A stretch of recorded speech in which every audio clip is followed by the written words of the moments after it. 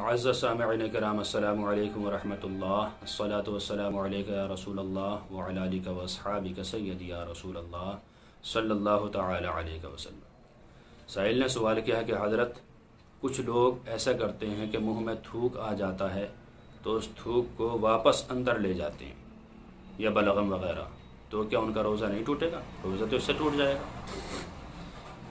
دیکھیے حضرات، شریعت کے اعتبار سے اگر کوئی انسان منہ میں تھوک بنائے اور اسے واپس حلق میں لے جائے تو اس سے روزہ نہیں ٹوٹے گا۔ یہ آپ کی من گھڑت ہے، اپنے پاس رکھیں۔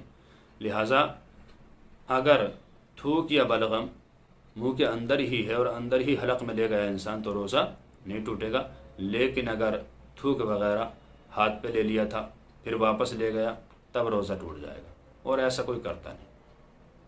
آج تک ہم نے ایسا سنا نہیں، نہ آج تک کسی کو دیکھا کہ کسی انسان نے ہاتھ پر تھوک لیا ہو اور پھر واپس اپنے حلق میں لے گیا ہو۔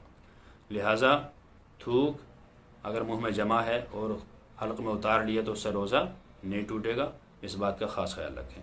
کچھ لوگ سوچتے ہیں یار روزہ ٹوٹ جائے گا اس لیے بار بار تھوکتے رہتے ہیں، بار بار تھوکتے رہتے ہیں۔ انہیں ایسا نہیں کرنا چاہیے۔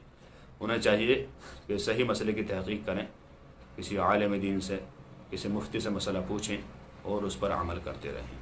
اللہ تعالیٰ سے دعا ہے کہ اللہ تعالیٰ ہمیں صحیح مسائل شرعیہ سیکھتے رہنے کی توفیق عطا فرمائے۔ السلام علیکم ورحمۃ اللہ واللہ تعالیٰ عالم بالصواب۔